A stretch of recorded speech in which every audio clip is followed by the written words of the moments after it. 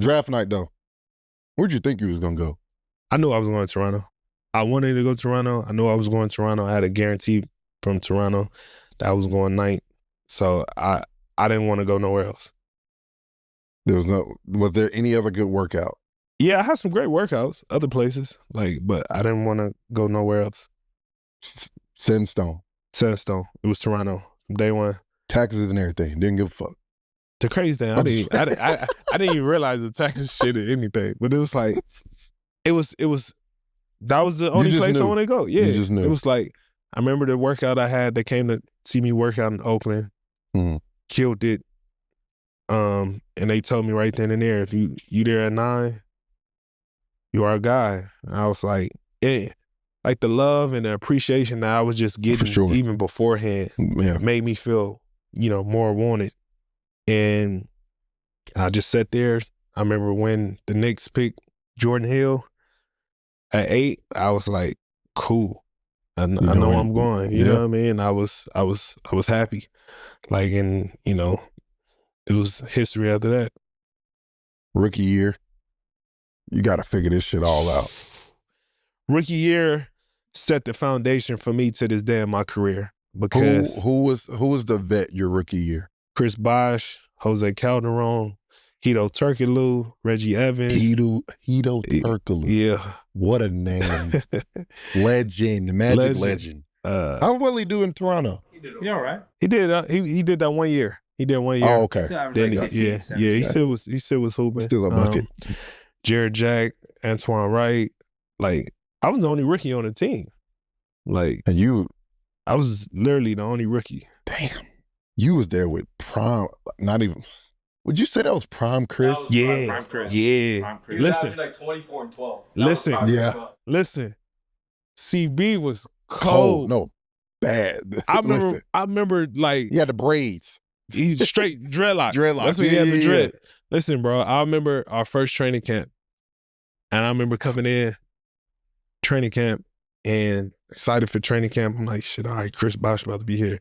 He coming in training camp. He didn't do training camp because I think that was that summer before they did the Olympics. He was on the Olympics team, so he was resting. He wasn't he just, how the vets now go through training camp. You know what I mean? So I'm like, all right. But when season started and how he got to it, it was getting buckets, getting 40. I'm like, yo, this motherfucker nice. Yeah.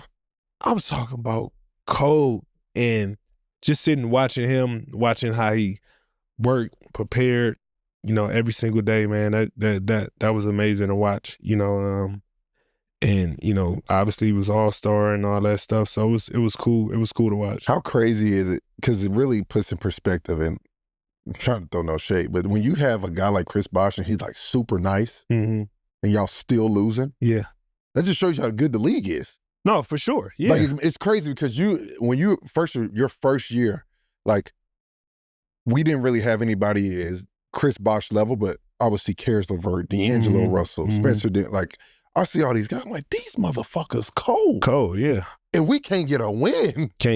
Yeah. What the fuck is going on? It was crazy because even that year, Chris ended up getting hurt after All-Star break, and we was I forgot, we was like a 6 seed. We was in a playoff race for sure. Then he ended up getting hurt, and they said he was going to sit for the rest of the year, and that's when we kind of we missed the playoffs by half a game. I remember going back in the locker room and we watched the Bulls play in Charlotte. We needed somebody to lose, and I remember we just watched our playoff hopes go out the window. Sick. But, Chris didn't play that second half of the season. And, we kind of, went downhill.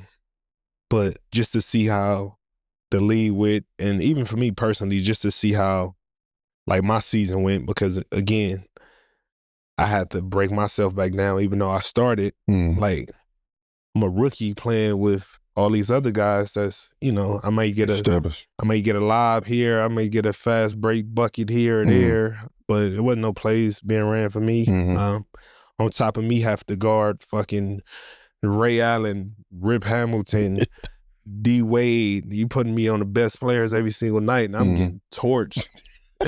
You know what I mean? Like, I'm getting woe out, like, just for the simple fact that, like, you know, but I'm trying to figure it out. But, you know, second half of the season, start to pick it up, get more. What's your welcome NBA moment? Oh, Brandon Roy. Brandon Roy killed me. How much? Bro, it was like, I felt like I wasn't even there. Like, it was him, it was Kevin Martin. Kevin Martin was a welcome to the NBA moment. For sure, D Wade. Yeah. Yeah, D Wade too. D Wade was D-Wade 09? Yeah, D Wade 09 was, listen, bro, like the bad boy. Yeah, bro. It was crazy. When did you figure it out? When did it slow down for you? Like on a nightly basis, it probably slowed down because my second year, we was terrible. Mm-hmm. Me not knowing what I know now, we know how the league work now when your team, you want to develop players and all this shit. So my second year, I'm thinking like, man, we got to come back. I'm about to work out. Like, man, we got to win. Playoffs. We got to, you know, I got these aspirations. Yeah. Pump the brakes, buddy. Not knowing. Yep. How the business We're of it tanking works. for whoever the fuck. you feel me? For Cooper. But in my mind, I'm thinking like, all right, I gotta come ready. Like, fuck that. Like, I'm tired of just losing. I remember I put out a tweet after. Who was the number one pick that next year? What was that? That 2010. No, it would have been 11. It was Kyrie. Oh, y'all was it Kyrie? 10? Kyrie was 11. He was 11. Nah, he was 11. Yeah, y'all was tanking to get Kyrie. In 2010, you guys were with Chris. So you were. It was 2010, 2011 is when you played with Sonny, Amir, at Davis. Yeah. So who was the number one pick that year? In 2010? I'll double check. But I'm pretty sure for 11 it was Kai. Yeah. I think 11 was Kai for sure. Yeah. Listen, there was some. We went through some years in Toronto, bro. Yeah. Oh my God. Listen, before he got there, it was worse. Because you know they from Toronto. Yeah. These You motherfuckers. just talked about the tweet though. I told you the tweet. So the tweet's legendary. The tweet was what year? After my rookie year. You said this after your rookie year, and y'all was asked the next year. That's my point I'm trying to get to. So when I tweeted after Chris left, like, don't worry, I got us. Yes. That's me just like, fuck, all right, man, I'm about to turn it up the next year knowing we just going to be bad. Yeah. But I had the opportunity to just go out there and hoop. I'm playing 40 minutes a game. I'm shooting all the shots and everything. Not saying it was good shots, but it was just like me just kind of let free. And through that whole process, I'm learning good shot, bad shot, how to play, how hard it is to play 40 minutes, what's my sweet spots, what's not, my weaknesses, my strengths. So my second year was kind of like a full development of me understanding what I really need to work on to be a high-level player in this league. And we suck so goddamn bad. You know, that's all I could take from it. So what's crazy is you look back in those situations like you wish you could have been competing for a playoff. Yeah. But it kind of made DeMar. Yeah, for sure. Yeah. You know what I'm saying? For because sure. you gained so much confidence. So much.